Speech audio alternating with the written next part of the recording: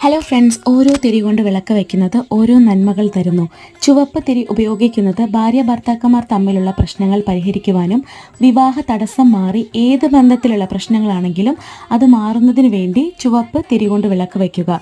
നമുക്കൊത്തിരി കടങ്ങളുണ്ടെങ്കിൽ ആ കടങ്ങളൊക്കെ മാറി കുബേര പ്രീതി ലഭിക്കുവാനും ധനവരവിനും പച്ചത്തിരി കൊണ്ട് വിളക്ക് വയ്ക്കുക. മഞ്ഞത്തിരിയിൽ വിളക്ക് വെച്ച് കഴിഞ്ഞാൽ മനസ്സിന് വല്ലാത്തൊരു സന്തോഷവും ഭാര്യ ഭർത്താക്കന്മാർ തമ്മിലുള്ള ബോണ്ടിങ് അധികമാകുന്നു. തൊഴിലിൽ മുന്നേറ്റം, മഹാലക്ഷ്മിയുടെ അനുഗ്രഹം ലഭിക്കുന്നതിന്, മംഗളകരമായ കാര്യങ്ങൾ വീട്ടിൽ നടക്കുന്നതിന് മഞ്ഞത്തിരി കൊണ്ട് വിളക്ക് വയ്ക്കുക.